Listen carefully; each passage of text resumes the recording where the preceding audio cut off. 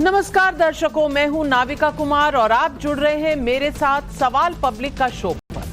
द्वारका में मोदी की डुबकी से बहुत लोग चिढ़े हुए हैं। किसी को ये कट्टर हिंदुत्व लगा, किसी ने कालीन भैया बोलकर मजाक उड़ाया, किसी ने मयूर पंख पर सवाल उठा दिए, लेकिन नरेंद्र मोदी ने सबको जवाब दिया। एक डुबकी क्या लगाई, दूसरी तरफ हड़कंप मचा हुआ है। यदुवंशी से लेकर प्योर ब्राह्मण का दावा करने वाले सब भयभीत हो गए हैं। लेकिन क्यों? दर्शकों, हम आप सब लोग बचपन से पढ़ते आए हैं कि भगवान कृष्ण ने जो द्वारका नगरी बसाई थी वो अब डूब चुकी है, पानी के नीचे चली गई है। लेकिन समुद्र के भीतर द्वारका नगरी की पूजा करने की प्रधानमंत्री मोदी की तस्वीरों को देखने से पहले कितनों ने विरासत को सहेजे जाने को इस नजरिए से भी सोचा होगा। लेकिन 500 वर्षों बाद जन्मभूमि में रामलला की प्राण प्रतिष्ठा के बाद कृष्ण की द्वारका के द्वार तक कोई जा सका तो वो है हमारे 74 साल के प्रधानमंत्री नरेंद्र मोदी। यही नहीं, केदारनाथ की गुफा की ऊंचाई से लेकर अब द्वारका की गहराई तक नरेंद्र मोदी ने भारत की संस्कृति को कुछ यूं दिखा दिया है। लेकिन जब मोदी विरासत को संजो रहे तब राहुल गांधी जय श्री राम से लेकर भारत माता की जय के नारे पर ऐतराज जता चुके हैं। वो न्याय यात्रा के बीच में आज लंदन में कैम्ब्रिज के कार्यक्रम में शामिल होने भारत से निकल भी गए। इस बीच ज्ञानवापी में व्यास जी के तय खाने में हिंदुओं की पूजा के अधिकार पर इलाहाबाद हाई कोर्ट की मोहर के बाद मस्जिद कमेटी पाकिस्तान का डर दिखा रही है, तो उधर असदुद्दीन ओवैसी को मुस्लिम चाइल्ड मैरिज को खत्म करने के लिए उठाए गए असम सरकार के फैसले में इस्लाम पर हिंदुत्व को लादा जाना नजर आ रहा है। सवाल पब्लिक का है कि जब मोदी पूज रहे देश की विरासत, तब क्या विपक्ष तुष्टीकरण की सियासत कर रहा है? मोदी का नारा है विकास और विरासत। अपने विरासत की बात जान ली, अब विकास की एक तस्वीर आपको दिखाना चाहती हूं। ताजा आधिकारिक आंकड़ों के मुताबिक बीते 10 साल में लोगों की रोजमर्रा के खर्च की क्षमता बढ़ी है। लोग खाने पीने के अलावा अन्य चीजों पर खर्च करने में ज्यादा सक्षम हुए हैं माफ कीजिए, और खान पान में अनाज के अतिरिक्त अन्य पोषक चीजों पर खर्च करने का अनुपात भी बढ़ा है। मतलब गांव से लेकर शहरों तक गरीबी घट चुकी है। यानी आज हैंड टू माउथ वाली स्थिति से बड़ी तादाद में लोग बाहर आए हैं, उन्होंने उन्नति की है। नीति आयोग के सीईओ बीवीआर सुब्रमण्यम के मुताबिक ये आंकड़े बता रहे हैं कि देश में पॉवर्टी लेवल 5% या उससे कम रह गई है। सवाल पब्लिक का है कि क्या मोदी के विकास और विरासत के जवाब में विपक्ष का दाव तुष्टीकरण है? यही है आज सवाल पब्लिक का।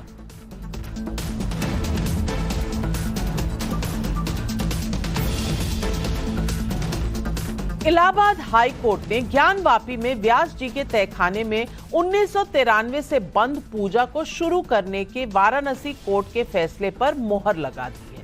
हाई कोर्ट ने कहा है कि 1993 में हिंदुओं की पूजा रोकने का उस समय की सरकार का कदम गैर कानूनी था।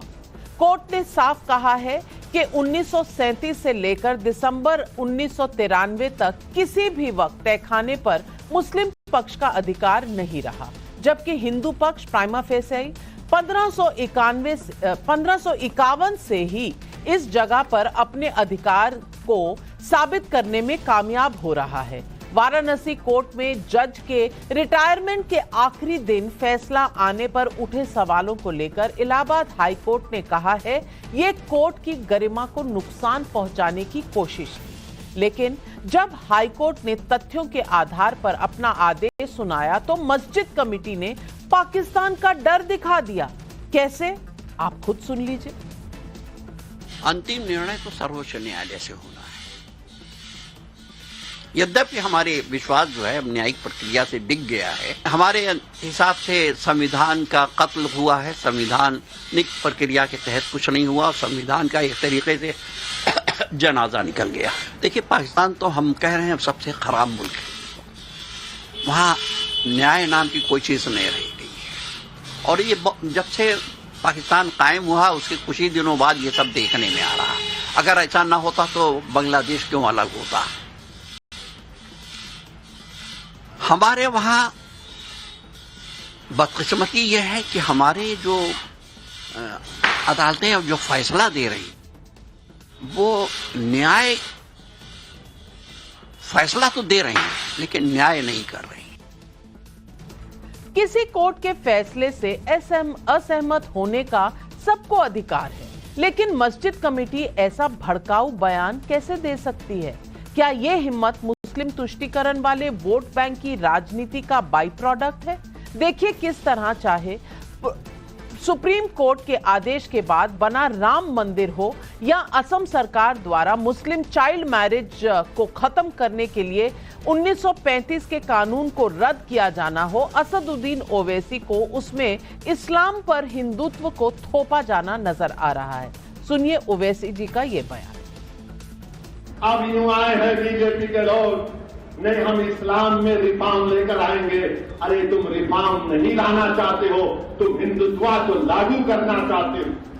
कि जो यहां पर एक जुल्म का माहौल पैदा किया जा रहा है मुसलमानों के खिलाफ, अल्लाह उन जालिमों के हाथों से अल्लाह इख्तिदार को छीन ले। जो लोग हमारी मस्जिदों को उनसे छीनना चाह रहे, अल्लाह तो उनसे इख्तिदार को छीन ले। जो अल्लाह हमारी मस्जिदों को वीरान करना चाह रहे, अल्लाह तो उनके महलात को वीरान कर दे। ओवैसी जैसे नेताओं की आखिर दिक्कत है क्या? कोर्ट में अगर मुस्लिम पक्ष अपना केस साबित ना कर पाए तो मोदी दोषी है। वाह भाई वाह, मोदी ने समुद्र के भीतर जाकर प्राचीन द्वारका नगरी की पूजा की, उस पर भी विपक्ष की जवाब की प्रतिक्रिया जो है वो सुनने लायक है। कांग्रेस मीडिया सेल के चेयरमैन पवन खेड़ा ने मोदी की तस्वीर पर लिखा, समुद्र के अंदर भी कालीन भैया। कांग्रेस के सांसद अभिषेक मनु सिंघवी ने लिखा, मोदी जी समुद्र में भी कैमरा लेकर पहुंच जाते हैं, गजब शौक है कैमरों का। मैं पूछना चाहती हूं, ये कैसी खींच है? कोई पूछ सकता है कि राहुल गांधी जब उज्जैन के महाकाल में दंडवत हो गए थे तो वहां कैमरा क्यों गया था? तो मोदी जी पर सवाल क्यों उठा रहे हैं भैया, जब आपके पास भी कैमरा है और दंडवत आप लोगों को दिखाना चाहते हैं? ना जाते लेकर कैमरा अंदर। वैसे जब वो महाकाल के दरबार में थे तब उनकी भारत जोड़ो यात्रा चल रही थी। लंदन के लिए ब्रेक पर चल रही न्याय यात्रा में तो राहुल गांधी को जय श्री राम और भारत माता की जय पर भी ऐतराज है। खुद ही सुनिए। तुम्हारा हिंदुस्तान है ही नहीं, तुम्हारा काम भारत माता की जय, तुम्हारा काम जय श्री राम, उनका काम पैसे गिनने का, उनका काम प्राइवेट हवाई जहाज में उड़ने का। 2-3%, 4%, 5% जनरल कास्ट के गरीब लोगों को जोड़ दो, इनका इस देश में कुछ नहीं बचा। इनको बस या थाली बजानी है या मोबाइल फोन दिखाना है, घंटा बजाना है, ताली बजानी है और भूखा मरना है। आप सो गए हो, आपने बात मान ली, आप हार मान गए और 24 घंटा जय श्री राम, जय श्री राम, जय श्री राम। वो सब ठीक है, मगर आपके जेब से रोज पैसा छीना जा रहा है, निकाला जा रहा है, आप भूखे मर रहे हो। सब माइनॉरिटी को मिला दो, सिख, मुसलमान, क्रिश्चियन, जैन, सबको मिला दो। इनकी कितनी आबादी है? 15%। आज पब्लिक पूछ रही है सवाल पब्लिक का, क्या अयोध्या से द्वारका तक विरासत को संजोकर मोदी तुष्टीकरण की पॉलिटिक्स पर सर्जिकल स्ट्राइक कर रहे हैं? ज्ञानवापी पर पाकिस्तान का डर दिखाना, इस्लाम में रिफॉर्म पर हिंदुत्व का डर दिखाना क्यों? 2024 चुनाव में मोदी के विकास और विरासत के जवाब में राहुल गांधी क्या समाज को जाति धर्म में बांटने की कोशिश कर रहे हैं? यही है आज सवाल पब्लिक का। और इन सवालों के जवाब देने के लिए आज हमारे साथ जुड़ रहे हैं मनोज यादव, समाजवादी पार्टी के प्रवक्ता हैं, वारिस पठान AIMIM के प्रवक्ता हैं, तहसीन पूनावाला जी पॉलिटिकल एनालिस्ट है, कांग्रेस पार्टी को सपोर्ट करते हैं, हर्षवर्धन त्रिपाठी वरिष्ठ पत्रकार हैं। लेकिन मेरा पहला सवाल जाता है शहजाद पूनावाला को, जो राष्ट्रीय प्रवक्ता है बीजेपी के। शहजाद पूनावाला जी, सवाल आपसे पूछना चाहती हूं। राहुल गांधी को जय श्री राम से, भारत माता की जय से दिक्कत थी, लेकिन उन्हें और उनकी पार्टी को द्वारका में मोदी की डुबकी से भी दिक्कत है, लोगों की कैमरों से भी दिक्कत है, और दिक्कत इस बात पर भी है कि इस देश में सब गरीब हैं, लेकिन बीजेपी और प्रधानमंत्री प्राइवेट जेट्स पर घूमते रहते हैं। लेकिन ये जो आंकड़े हैं जिसमें दिखाया गया है कि देश में गरीबों की संख्या घटकर अब लगभग 5% या उससे कम में है, इस नंबर पर किसी को कुछ नहीं कहना है और हर चीज पर या तो जाति धर्म लाना है और या कहना है कि कानून और हमारे देश का संविधान वो खतरे में है। ये कैसी लड़ाई है? देखिए, झांकी रही भावना जैसी प्रभु मूरत दिखे तिन तैसी। अब पवन खेड़ा जैसे लोगों ने आजीवन एक परिवार के लिए दरी बिछाई है, कालीन बिछाई है, और उनकी तपस्या केवल राजनीतिक रही है जो राज्यसभा में सफल नहीं हुई। तो इसीलिए उनको लगता है कि भक्त of Krishna Kanhaiya is actually कालीन भैया। परंतु देखिए, ये उनके अंदर का जो हिंदू विरोध का नफरती जो कीड़ा है वो उसको बार बार वो उभार मारता है। इनको इतना भी नहीं पता, हालांकि मैं तो मुस्लिम हूँ, परंतु पूजा अर्चना करते समय आसन का भी प्राविधान होता है नाविका जी। जैसे हम अगर दुर्गा माँ की या हनुमान जी की पूजा करते हैं तो लाल आसन इस्तेमाल होता है, तो ऐसे भी इसका भी एक नियम कायदा होता है, विधिवत रूप से इसको इस्तेमाल किया जाता है। परंतु देखिए, जिन लोगों ने रोम संस्कृति को ज़्यादा राम संस्कृति को कम अपनाया हो, जिन्होंने राम मंदिर पर लटकाने अटकाने भटकाने की सियासत की हो, राम जी के अस्तित्व को नकारा हो, जय श्री राम से जिनको समस्या हो, जिन्होंने हिंदू टेरर गढ़ा हो, सनातन की समाप्ति की बात करते हो, जो समाजवादी पार्टी हिंदू को गंदा शब्द कहती है, जो रामचरितमानस को लेकर हमला करती है, ऐसे लोगों से क्या उम्मीद की जाए? और अब जय श्री राम ही नहीं, जय श्री कृष्ण पर भी हमला बोलने लगे। और इसके पीछे देखिए ना, मोदी विरोध करते करते कभी वाराणसी की जनता को नशेड़ी, कभी ऐश्वर्या राय को नाचने वाली, कभी जनता को राक्षस कहना, और आज हिंदू समाज को जिसमें उन्होंने लगातार सोमनाथ से लेकर अयोध्या तक गाली दी है, अपमानित किया है। सेकुलरिज्म का ऐसा आसन है, ये सेकुलरिज्म का आसन का एक और मैं आपको प्रमाण दिखाना चाहता हूं। अब देखिए, अभी इनको तकलीफ हो रही थी कि मोदी जी के आसन से, पर एक तस्वीर दिखाऊंगा, कैमरा पर्सन इसको जरूर जूम इन करे। ये है राहुल गांधी का आसन, इसको कहते हैं सेकुलर आसन। ये तब ज्योतिरादित्य सिंधिया जी उनके साथ थे पार्टी में, वो भी चकरा गए देखकर। ये मंदिर में बैठे हैं, परंतु जैसे हम लोग नमाज अता करते हैं वैसे बैठे हैं। ये इनका आसन।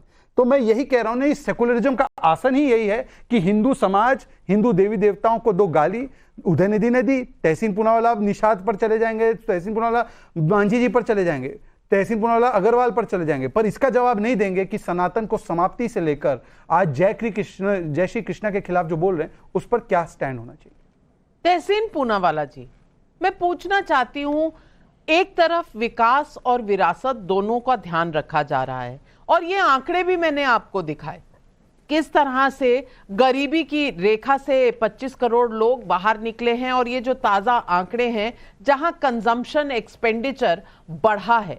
तो ये तो विकास की बात हुई, और दूसरी तरफ विरासत की बात हो, चाहे वो राम मंदिर हो, चाहे वो द्वारका हो। आज से पहले कोई गया नहीं वहां पर, कोई इस विरासत के बारे में सोचना ही नहीं चाहता था। अब मोदी जी सोच रहे हैं तो आपको दिक्कत है। कोई कह रहा है कैमरा क्यों लेके गए? अरे भाई, कैमरा तो राहुल भैया भी लेकर गए थे महाकाल के अंदर, वो क्यों लेकर गए थे? तहसीन जी। थैंक यू नाविका जी। भगवान श्री राम के बच्चे उत्तर प्रदेश में नौकरी के लिए आंदोलन पर है, नौकरी मांग रहे, उन पर पुलिस हथियार चला रही है, डंडा चला रही है, लाठी चला रही है। वो शायद भगवान राम के बच्चे भी भाजपा को दिखते नहीं। तो बिहार के अंदर टीचर्स प्रोटेस्ट पर है, तो किसान जो हमारे अन्नदाता है वो प्रोटेस्ट पर है। उन पर टीयर गैस चलाया गया था, एक किसान हमारे शहीद हो गए। 700 किसान जो पहले शहीद हुए उनका डेटा नहीं, लेकिन वो शायद भगवान राम भगवान कृष्ण के बेटे नहीं। आपके शो पर इन मुद्दों के बदले ये बताया जाता कि कौन किस तरह के आसन में बैठा है। मैं भी एक तस्वीर दिखाता हूँ, ये पूज्य राम मंदिर के, ये पावन राम मंदिर के भूमि पूजन के माननीय प्रधानमंत्री का आसन है। ऐसे आसन में क्यों बैठे थे? इसको गुजराती में कहते हैं पलाठी मारकर बैठना। ऐसे हाथ जैसे इन्होंने राहुल जी का दिखा, ऐसे ही माननीय प्रधानमंत्री भी ऐसे ही बैठे थे। तो ये क्या है? ये कौन सा आसन है? ये कौन से आसन को माननीय प्रधानमंत्री आसन में बैठे? ये कोई तर्क होता है? आप एक राष्ट्रीय प्रवक्ता, एक राष्ट्रीय दल की, कोई तर्क होता है कि कोई कैसा बैठा है मंदिर में, श्रद्धा पूर्वक तरीके से बैठकर भगवान की पूजा की जाती है। सवाल ये है कि जब बात हम ले जा रहे हैं कि जहां पे आपके आंकड़े हैं 25 करोड़ लोगों को मल्टी डायमेंशनल पॉवर्टी से बाहर निकाल जाए, ये आंकड़े सारे गलत है। कोविड के जीडीपी आपने गिना ही नहीं है, जीडीपी में जो गिरावट है आपने उसको गिना ही नहीं है। बहुत सारी ऐसी चीजें जिसमें आपने फर्जीवाड़ा किया है, जब वो हम आपको बता रहे कि इसमें आप अटेंशन डाइवर्ट कर रहे हो, आप इसको ले जाते हो एक धर्म के मुद्दे पर। बात धर्म नहीं है, बात आप धर्म के ठेकेदार नहीं हो। अगर आप धर्म के ठेकेदार होते तो जयशाह जी बीसीसीआई में नहीं, शिवराज सिंह चौहान जी के बच्चे फॉरेन यूनिवर्सिटीज में नहीं, हिमंता बिस्वा शर्मा जी के बच्चे फॉरेन स्कूल्स में नहीं, ये सड़क पे होते धर्म की रक्षा करते हुए। आप धर्म के ठेकेदार नहीं हो, आप धर्म का इस्तेमाल कर रहे हो डाइवर्जन करने से, उससे, उस गरीबी से जो आपने फैलाए और झूठे आंकड़ों के माध्यम से आप इस पर वाइट वॉच करना चाहते हैं। आपने बीजेपी के प्रवक्ता को नहीं रोका, मुझे प्लीज मत रोके, क्योंकि उन्होंने समय में खत्म कर दिया था सवाल। नहीं, उन्होंने नहीं किया सवाल समय में समाप्त। आप इंटरप्ट करते हो, आपका हमेशा ये होता है कि आप दूसरों को इंटरप्ट करते हैं। 10 सेकंड और होगा। सवाल ये है कि अगर आज भारत इतनी प्रगति कर रहा है तो सबसे अधिक लोग, यंगस्टर्स, आत्महत्या क्यों कर रहे हैं? 1,25,000 लोगों ने आत्महत्या की और अधिकतर लोगों ने नौकरी के लिए आत्महत्या की। सबसे अधिक भारतीय आज हमारे देश को छोड़कर जा रहे हैं, चाहे ऑफिशियली या अनऑफिशियली। इसका जवाब दीजिए, नौकरियां कहाँ है उसका जवाब दीजिए। आपकी फर्जीवाड़ा डेटा का हिसाब आप चलिए, ठीक है।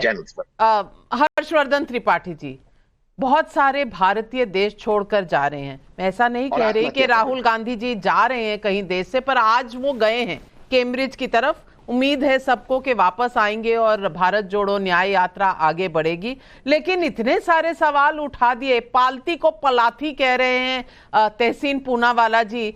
अब ये विरासत और विकास के बीच में जो जंग है वो कैमरा और कालीन पर कैसे पहुंची, ये जरा समझा दीजिए आज दर्शकों को। देखिए नविका जी, मुझे तहसीन भाई आमतौर पर बहुत ही सोच समझ कर बोलते हैं, लेकिन पालथी मार के तो बैठते हैं भैया पूजा करते हो। ये तो आप समझिए, पालथी मार के बैठते हैं, इसको मतलब जान लीजिए। हम लोग तो जानते हैं इसलिए कह रहे हैं, बैठते भी हैं, पूजा भी करते हैं। लेकिन मूल सवाल ये नहीं है कि यहाँ कौन कैसे बैठा।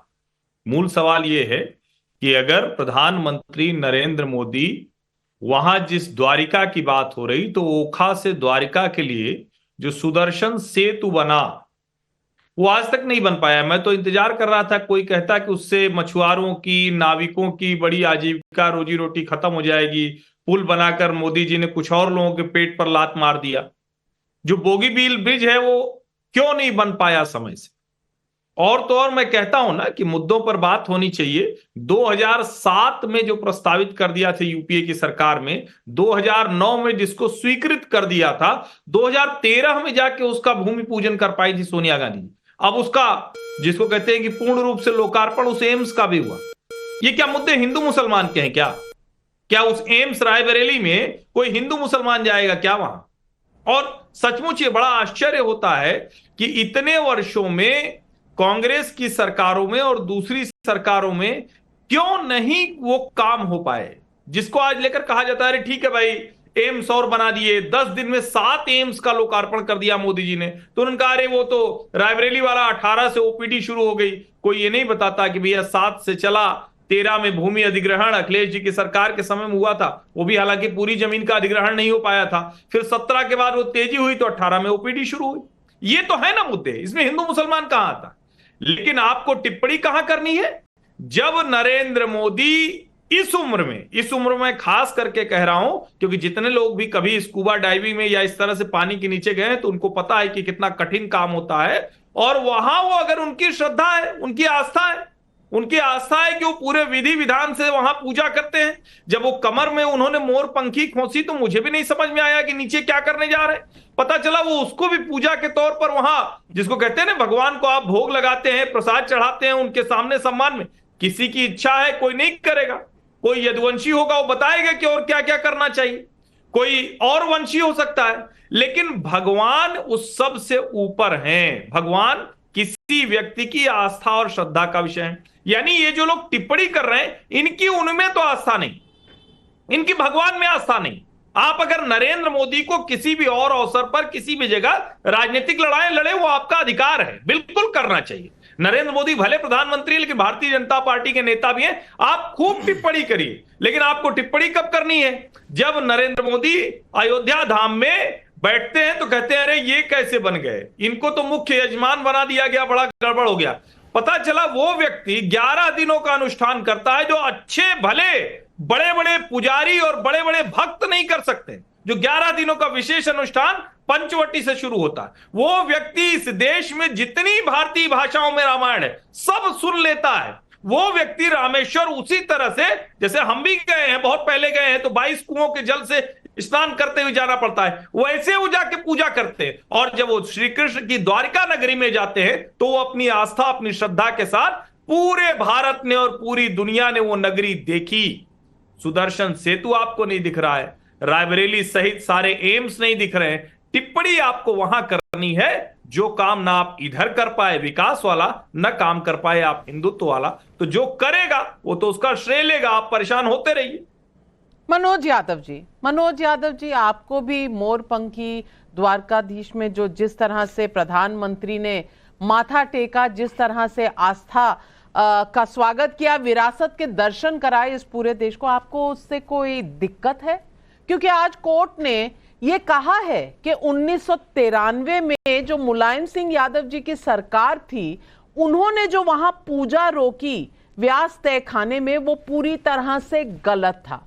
तो मैं पूछना चाहती हूं, एक तरफ आपको दिख रहा है कि किस तरह से गरीबों का कल्याण हुआ, विकास के काम हुए, दूसरी तरफ आस्था और विरासत की तरफ जो हुआ, और आपकी अगर रिपोर्ट कार्ड निकाली जाए तो क्या कहूं, हर्षवर्धन त्रिपाठी जी ने सब बयान ही कर दिया है। अब मुझे बता दीजिए कि दिक्कत कहां है? पॉलिटिक्स में दिक्कत है तो सही, पर फैक्ट्स पर कहां जाएंगे आप, फैक्ट्स को चुनौती देकर?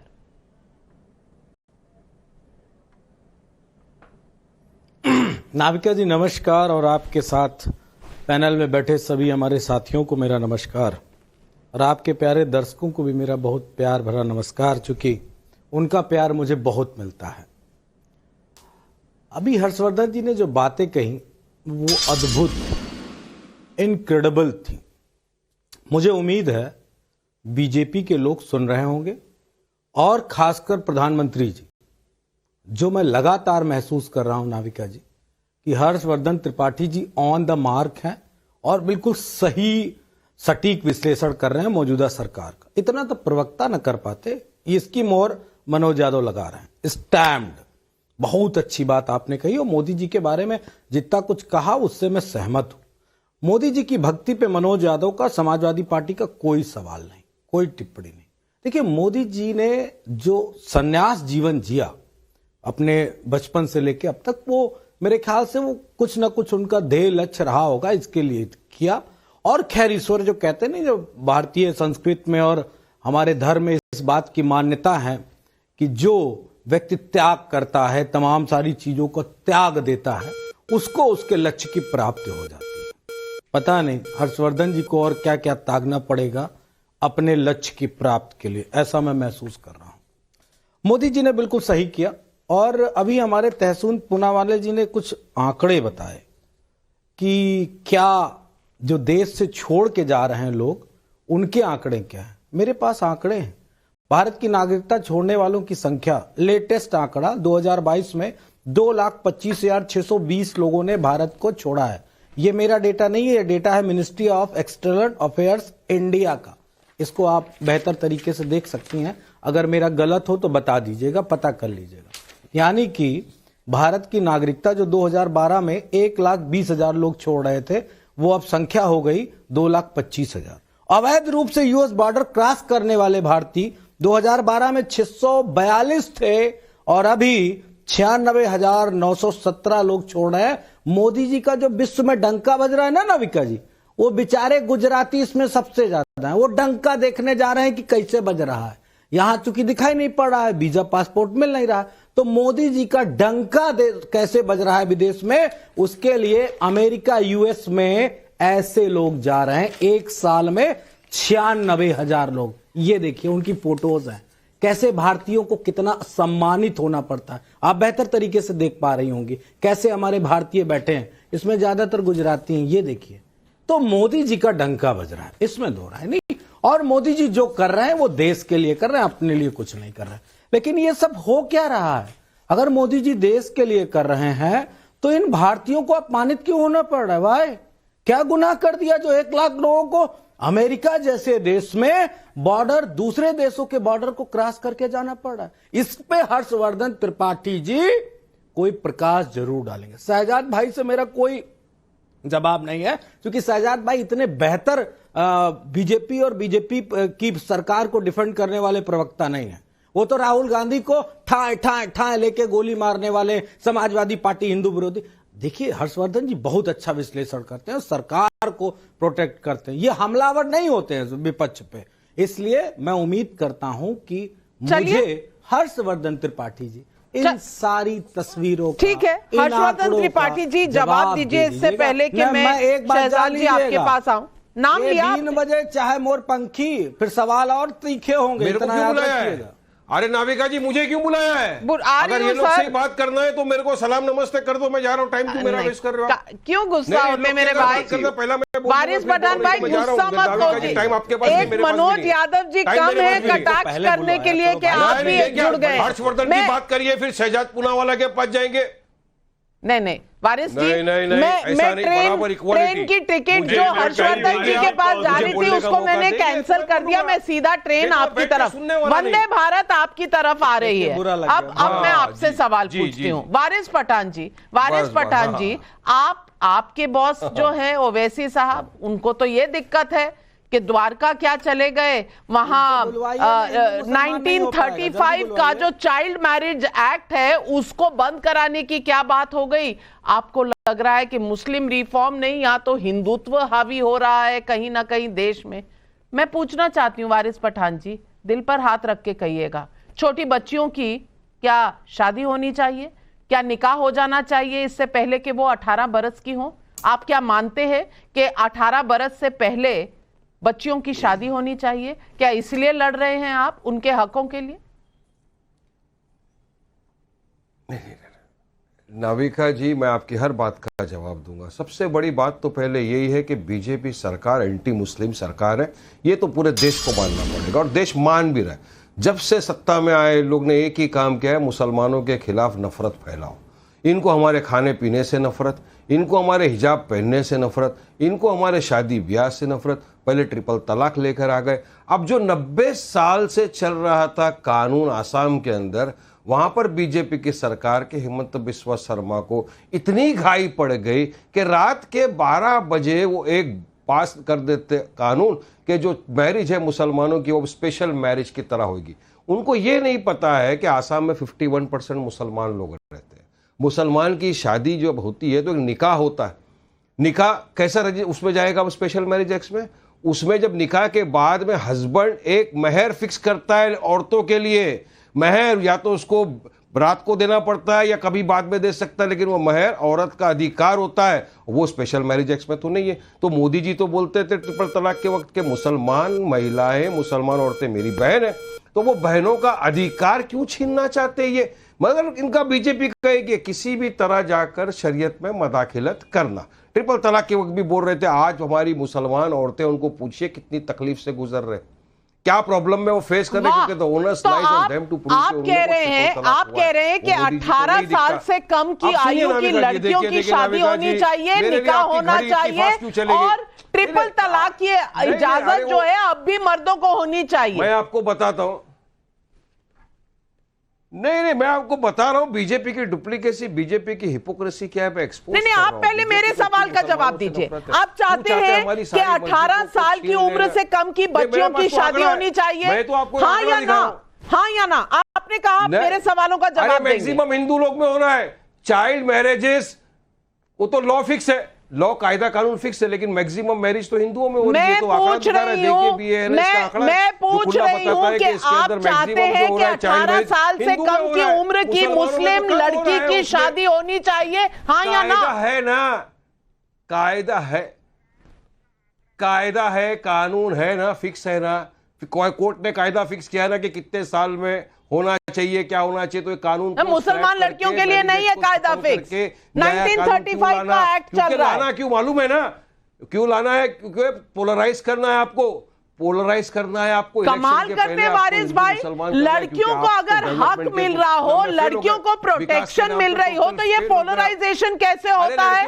आप तो चाहते हैं कि तलाक तलाक तलाक बोलकर किसी औरत को घर से निकाल दो। ये क्या कानून होता है? आपने तो कभी नहीं आवाज उठाई इसके खिलाफ। नहीं, तो कानून हो गया ना, अब कानून हो गया उस पे, अब कानून बन गया उस पे। अब मुस्लिम बच्चियों की चाइल्ड मैरिज नहीं होगी, ये भी कानून बनेगा। और इस देश में मैं पूछना चाहती हूँ, कौन इसके खिलाफ लड़ेगा? शहजाद पूनावाला। अब देखिए, मैं भी कुछ जवाब देना चाहता हूँ। काफी लंबे समय से मैंने इंतजार किया है, पर मैं एक बात शुरुआती दौर में कह दूं, वारिस जी कृपया करके। वारिस जी, मैंने आपसे पूछा, आप 18 साल से कम की लड़कियों का निकाह कराना चाहते हैं, हाँ या ना में जवाब दीजिए। तू इधर उधर की बात ना कर। जवाब दिया मैंने, लेकिन आप मेरे जवाब से खुश नहीं हो तो मेरा लुकआउट नहीं है। नहीं तो बताइए ना, हाँ या ना? से खुश नहीं तो मेरा लुकआउट नहीं है, वो आपका प्रॉब्लम है। मैंने मेरी बात रखा है, मैंने मेरी बात रखा, जो देश की जनता समझ गई है। अगर मुसलमान महिलाओं से इतनी मोहब्बत थी तो बिल्किस बानो के बलात्कारियों को क्यों छोड़ दिया था? अरे झूठा ढोंग है, सिर्फ जुमला है, धोखा है, और कुछ नहीं है। मुझे लगता है कि शहजाद पूनावाला जवाब दीजिए। वारिस पठान जी, आप सुनिए, इत्मीनान से सुनिए, आपका फेडर डाउन जवाब दीजिए शहजाद। देखिए, एक बात से तो मैं भी इत्तेफाक रखता हूं और शहजाद पूनावाला का स्टैंप और सर्टिफिकेट लगाना चाहता हूं कि जिस प्रकार से समाजवादी पार्टी के प्रवक्ता राहुल गांधी को डिफेंड करते हैं, ऐसे तो खुद राहुल गांधी के प्रवक्ता करने में असक्षम है। और जो लोग पार्टी में नहीं है या संभवतः आचार्य कांग्रेस का हिस्सा है, अर्थात तहसीन पूनावाला, वो भी कांग्रेस के अधिकृत प्रवक्ता पवन खेड़ा से ज्यादा बेहतर काम करते हैं। तो इन दोनों को मैं भी शुभकामनाएं देना चाहता हूं, परंतु मैं पूछना चाहता हूं कि मनोज यादव जी, कभी कभी अपनी पार्टी के लिए भी एक स्टैंड लिया कीजिए और बताइए ना कि आज जब श्री कृष्ण के द्वारका में कोई भक्त जाता है और उसका अपमान किया जाता है, उस विद्युत का, उस पद्धति का अपमान किया जाता है, तो आपका स्टैंड क्या? आप क्या स्टैंड लेंगे? स्टैंड लेने के काबिल भी नहीं बचे भाई। जब ऐश्वर्या राय को बोल दिया और स्टैंड नहीं ले पाए, जब इन्होंने जय श्री कृष्णा और कृष्ण मंदिर के विषय में जो स्टैंड लिया है मथुरा में एसटी हसन और शफीकुर रहमान बर्ग, उस पर स्टैंड नहीं ले पाते हैं, जब तय खाना बंद करवा दिया और पूजा की वहां पे पूरी प्रक्रियाओं को बंद करवाने का काम इनके हाथों से हुआ, इनकी सरकारों में हुआ, और आज जब वो पूजा पद्धति को शुरू करने का निर्णय आ चुका है तो उस पर ये स्टैंड नहीं ले पाते हैं। और मैं आपको बताना चाहता हूं, राम जी, कृष्ण जी, शिव जी के बच्चों की चिंता तहसीन पूनावाला कर रहे थे। काशी के बच्चों को जिसको नशेड़ी कहा राहुल गांधी ने, वो भी तो राम जी के और कृष्ण जी के बच्चे थे ना। जो 3.5 करोड़ गरीबों को आवास मिला है, वो भी राम और कृष्ण के बच्चे हैं ना। जिनको 11 करोड़ लोगों को टॉयलेट मिला है, 11 करोड़ लोगों को नल से जल मिला है। आज जब 25 करोड़ लोग गरीबी से बाहर आए हैं, जब दुगने रेट से एक्सप्रेसवे बनते हैं और उस पर प्रगति की ओर 10वें से 30वें स्थान पर हम जाते हैं, जब प्रति व्यक्ति आय दुगनी होती है, 12 करोड़ किसानों को जो किसान सम्मान निधि मिलता है, ये भी राम और कृष्ण के बच्चे हैं। परंतु तहसीन पूनावाला मुझे ये जरूर बता दे, प्लीज, एक मिनट बीच में नहीं, तहसीन पूनावाला से मैं बात कर रहा हूं, मैं कृपया करके आज रिक्वेस्ट कर रहा हूं टाइम्स नाउ से मुझे बोलने का मौका दीजिए। क्या सवाल है? मेरा सवाल है कि बताइए कि तहसीन पूनावाला, मंदिर जाने वाले लड़कियों को छेड़ते, ये तहसीन पूनावाला राहुल गांधी का बयान था ना। तहसीन पूनावाला, बताइए कि सनातन के विषय में जो लगातार स्टेटमेंट दिए गए हैं, अयोध्या से लेकर आप जाइए सोमनाथ तक, हर बार सनातन का विरोध करना ये किया है ना। तो मुझे बताइए कि तहसीन पूनावाला, आप जो स्टेटमेंट दे रहे हैं वो पवन खेड़ा दे देते, परंतु पवन खेड़ा हमला करते हिंदुओं पर, हिंदुओं के तौर तरीकों पर, और वो इसलिए करते हैं क्योंकि ये cap politics, competitive appeasement politics में कौन ज्यादा गाली दे सकता है, उसी प्रक्रिया। 3 सवाल पूछे, पहले मनोज यादव जी जवाब देंगे। पहला सवाल उनसे था। तहसीन आपके पास आ रही हूं, वारिस पठान जी आ रही हूं, बट प्लीज अलाउ करना जवाब देना। बिल्कुल मनोज जी। जी थैंक यू। बिल्कुल। देखिए नाविका जी, संविधान ने हमको कुछ चीजें दी हैं और मैं व्यक्तिगत तौर पे संविधान की उन बातों का बड़ा सम्मान करता हूं जो हमारे देश के अल्पसंख्यक हैं, उनके लिए समाजवादी पार्टी और मैं व्यक्तिगत रूप से बड़ा सम्मान करते हैं। इसलिए शहजाद भाई को मैं ज्यादा कुछ कहूंगा नहीं, क्योंकि वो हम इतने वाजिब सवाल उठाते हैं। लेकिन आप ये बताइए, सनातन सनातन क्यों दिन रात चिल्लाया करते हैं? क्या मतलब आपके पास मुद्दे नहीं है? मोदी ने इंफ्रास्ट्रक्चर पे कोई काम नहीं किया, आईटी के क्षेत्र में काम नहीं किया? कमाल है, विश्व गुरु बनाने में जो मैंने आंकड़े प्रस्तुत कर दिए, जो पिक्चर दिखा दी, लेकिन सनातन के टाइम पर साइलेंसर लग जाता है। कमाल करते हैं मनोज जी। नहीं, 10 सेकंड में द्वारका पर सवाल जवाब दे दीजिए ना। देखिए द्वारका पर यदुवंशी आप बिल्कुल प्रेशराइज करेंगी तो मैं बिल्कुल जवाब दूंगा। नहीं, मैं क्यों प्रेशराइज करूंगी? अब जवाब मैं ले आपको लीजिए ना। प्रेशराइज करती हूं जब आप बीजेपी पर टिप्पणी करते हैं। नहीं, बिल्कुल नहीं। इसके लिए I am very thankful for you. देखिए, सनातन पे समाजवादी पार्टी या समाजवादी पार्टी का नेतृत्व, अगर कोई व्यक्तिगत तौर पे कोई लीडर कोई बात बोलता है तो हो सकता है बोलता हो, लेकिन समाजवादी पार्टी का मानना, धारणा और हमारी विश्वसनीयता इसमें है कि हम ईश्वर और धर्म पे बहुत ज्यादा टिप्पणी करने के सक्षम और लायक नहीं है। ये लोग राम को रोज चौराहे पर खड़ा करके बेचते हैं। कभी नहीं, एक मिनट, ये क्या स्टेटमेंट था? इन्होंने कहा कि राम को चौराहे पे खड़े करके बेचते हैं। आस्था को नहीं, एक सेकंड नाविका जी, इंटरवेंशन दीजिए। मैं आपसे इंटरवेंशन की मांग कर रहा हूं। अभी मनोज यादव का ये स्टेटमेंट है। नाविका जी कृपया करके मेरा स्टेटमेंट जाए। अनुपम जी, मैं आपसे रिक्वेस्ट कर रहा हूं, कृपया करके वन स्टेटमेंट जाए। मेरी बात मेरी बात आ जाने दीजिए। उनके स्टेटमेंट में मैंने एक भी शब्द नहीं बोला और अनुपम जी ने कोऑपरेट भी किया, मेरे साथ भी करे। अभी उन्होंने स्टेटमेंट दिया है कि राम जी को चौराहे पर बेचा जाता है। क्या ऐसा स्टेटमेंट किसी और के देवी देवता या प्रभु या पैगंबर के बारे में की जा सकती है? पहली बात। दूसरी बात, संविधान के तहत कोर्ट ने 3 तलाक के कानून को बनाने के लिए कहा, क्या स्टैंड था? संविधान के तहत कोर्ट ने कहा कि तहखाने में पूजा होनी चाहिए, क्या स्टैंड रहा? सही बात। मनोज यादव जी, मथुरा में ताला लग गया आपकी सरकार में, व्यास तहखाने में ताला लग गया आपकी सरकार में, और आप कहते हैं हम किसी धर्म के मुद्दे पर टीका टिप्पणी नहीं करते। किया जाता है कूल कूल कूल कूल आप भी हो जाइए, जवाब दीजिए। COOL वाला कूल होके बात करो। ठीक है, एक मिनट, वो आपको प्रवोक कर रहे हैं। नहीं नाविका, देखे वो बोलते हैं, मैं चुप रहता हूं। जब मैं बोलता हूं वो टोका टाकी करते हैं। मैं सवाल पूछ रही हूं। मैं सवाल, मुझे पहले बोलने दीजिए। अब आपने बोला नहीं, वो पूरी टिप्पणी मेरी, मैं तो कह रहा हूं नहीं, उनका साउंड पूरा सुनाइए। टिप्पणी करते वक्त वो चुप रहे। फिर कूल रहने के लिए फूल बनना बंद कीजिए ना। मनोज यादव, मैं आपसे बड़े कूल नहीं पूछ रहा हूं। संदेश खाली में ऐसी कौन सी मजबूरी है आपकी, शाहजहां के वोट बैंक की या वो हिंदू महिलाएं इसलिए आपकी बोलती बंद है? आप बताइए कि जब तहखाने का ऑर्डर आया है तो बताइए आपकी। उसका जवाब मैं कैसे दूंगा? उसका जवाब दूंगा मैं। चलिए मनोज यादव, जवाब ले लीजिए, जवाब मनोज जी जवाब, मनोज जी जवाब नहीं, आपकी सारी टिप्पणी जा रही है। नहीं, शहजाद पूनावाला सारी टिप्पणी जा रही है। नहीं, एक मिनट, मनोज जी जवाब, मनोज जी जवाब। कोई भी उनका स्टेटमेंट मैं बिल्कुल स्पष्ट बात बताता हूँ, बिना हस्तक्षेप के और बिना टोका। अरे शहजाद जी जवाब ले लीजिए। अगर बीजेपी पश्चिम बंगाल में, अरे सुन लो भाई, बीजेपी पश्चिम बंगाल में मुख्य विपक्षी दल के रूप में ये बीजेपी की सबसे बड़ी नैतिक जिम्मेदारी। एक मिनट, ओके, मैं बिल्कुल समझ गई। शहजाद चलिए, अच्छा कि रामचरितमानस को जला देना चाहिए। ओके, आपने कहा राम चौराहे। शहजाद जी कहते हैं कि डीएमके ने कहा है कि सनातन समाप्त होना चाहिए। बताइए। ओके, शहजाद पूनावाला, आपकी नहीं, एक मिनट, शहजाद पूनावाला, माफ कीजिए, इस शो की एंकर के साथ आप कोऑपरेट कर सकते हैं। टिप्पणी के समय एक मिनट, फिर मुझे बोलते कूल हो जाओ। मुझे बोलने का या तो पूरा मौका दिया जाए बिना उनके टोका टाकी के, उसके बाद वो बोले। मैं नहीं बोलने दूंगा। शहजाद पूनावाला नहीं, माफ कीजिएगा, माफ कीजिएगा, माफ कीजिएगा, मुझे शो कंडक्ट करने दीजिए। शहजाद पूनावाला जैसे वेल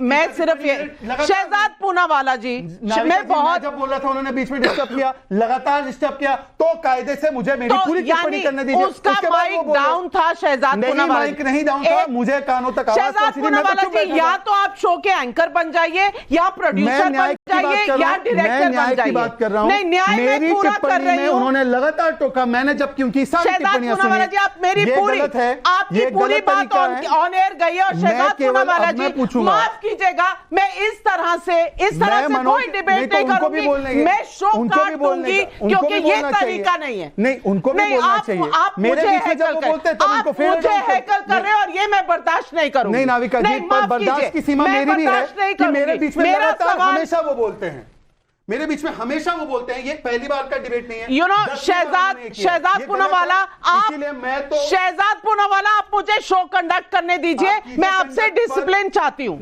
एक मिनट। और नहीं, आप रूलिंग पार्टी से है, मैं आपसे का मतलब ये नहीं कि वो हमें कालीन समझकर चलते रहे हम पर, ये भी तरीका ठीक नहीं। मेरी टिप्पणी पे लगातार वो बोले, मैंने उनकी टिप्पणी में एक शब्द नहीं बोला।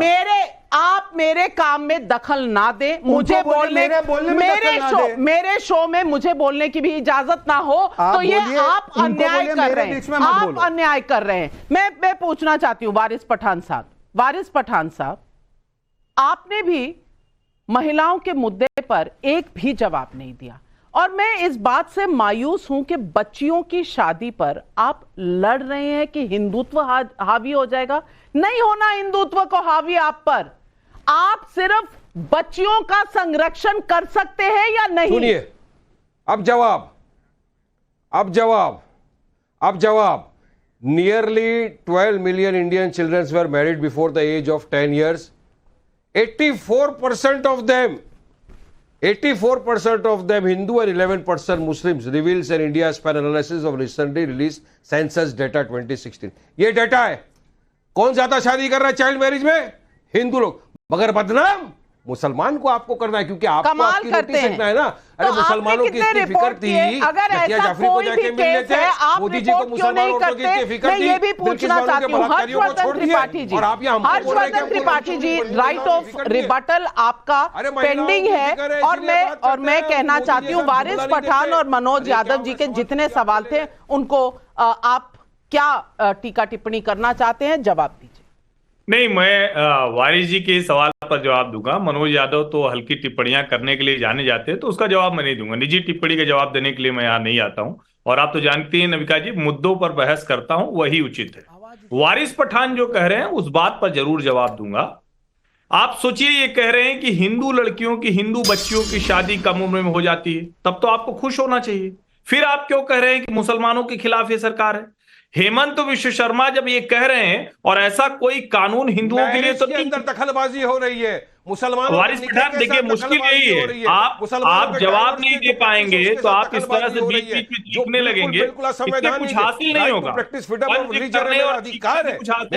आप भी आज शपथ लीजिए कि मुस्लिम बच्चियों की कम उम्र में शादी के विरुद्ध आप खड़े होंगे। के खिलाफ बोलना, हमारी मस्जिदों को तोड़ देना, हमारे मदरसों को बुलडोजर से उड़ा देना, ये क्या है सब? ये क्या है? ये मुसलमानों के खिलाफ आपने झूठ बोलते हैं वारिस पठान की पैरवी कर रहे हो। क्यों बोलते हैं यहाँ पे त्रिपाठी जी, बीजेपी का मदरसा किसकी मस्जिद उड़ा दी गई? विश्लेषक का काम होता है दोनों पक्षों को, इसीलिए कह रहा हूं ना, सुप्रीम कोर्ट से ऑर्डर आने को भी आप कहते हैं कि मोदी इसके लिए रिस्पॉन्सिबल है, तो क्या किया जा सकता है? हर्षवर्धन त्रिपाठी जी ठीक कह रहे हैं कि ये जो आप नैरेटिव गढ़ते हैं, ये नैरेटिव सही नहीं है, ये फैक्ट से भी दूर है। मैं माफी चाहती हूं आज अपने दर्शकों से, क्योंकि सवाल दर्शकों के इतने सारे थे, पब्लिक के इतने सारे थे, लेकिन माफ कीजिएगा, शहजाद पूनावाला जी मेरे साथ बैठे हैं, लेकिन मैं कहूंगी आज ज्यादती हुई। तो कुछ पॉलिटिक्स के बीच में, बीजेपी और समाजवादी पार्टी की बीच की पॉलिटिक्स के बीच में पब्लिक कहीं ना कहीं सफर कर रही है। तो मैं फिर भी सवाल पब्लिक का जरूर लूंगी। संजय मिश्रा का भदोही से सवाल है, पीएम की पॉलिसी उनकी सरकार पर कटाक्ष करते हैं तो समझ में आता है, पर धर्म पर तंज करना ये कांग्रेस को हर बार क्यों जरूरी लगता है? जन भावनाओं का सम्मान क्यों नहीं करते? पुष्पक जोशी का इंदौर से सवाल है। मेरा सवाल कांग्रेस के प्रवक्ता से है कि राहुल गांधी को भारत माता की जय और जय श्री राम से क्या तकलीफ है, और वो खुद कैमरा लेकर नकली खेती करने जाते हैं तो मोदी जी के फोटो और कैमरे से क्या कष्ट है? ये सवाल पब्लिक पूछ रही है। तहसीन पूनावाला जी, बहुत बहुत माफी चाहती हूँ, 10 सेकंड चलिए फिर भी आपको देती हूँ 10 सेकंड। मैं नहीं बोलूंगी, आप मैं बोलिए। ज्यादा लंबा नहीं लूंगा। इस शो में मनोज भाई और मैंने धर्म की बात नहीं की। धर्म की बात भाजपा के प्रवक्ता और वारिस पठान भाई ने की। इसी से आपके दर्शकों को दिखना है कि कैसे धर्म को बांटते, धर्म के मामले पर पोलराइज करते, वो विकास की बात नहीं करना चाहते। मनोज भाई और मैं बात कर रहे थे, इन पर डिबेट ना वारिस पठान को करना है, न शहजाद पुनावाला को, न भाजपा को, न वारिस को। एक हिंदू धर्म के ठेकेदार जनता पब्लिक सब देख रही है, सब सुन रही है, और मैं हमेशा कहती हूं पब्लिक है, ये सब जानती है, सब जानती है, सब समझती है। लेकिन सिर्फ इतना कहना चाहूंगी कि फैक्ट्स पर जाइए, जो काम हुआ है उसमें खामियां ढूंढिए, उस पर बात करिए। किसी के धर्म, किसी के कैमरे, ये सब बातें क्या पब्लिक के मायने की हैं, पब्लिक के मतलब की हैं? ये सवाल उनसे पूछिए जिन्हें जवाब देना चाहिए। आज सवाल पब्लिक का शो पर बस इतना ही। लेती हूं आपसे इजाजत। नमस्कार। जाइएगा मत, न्यूज की पाठशाला ब्रेक के बस बाद।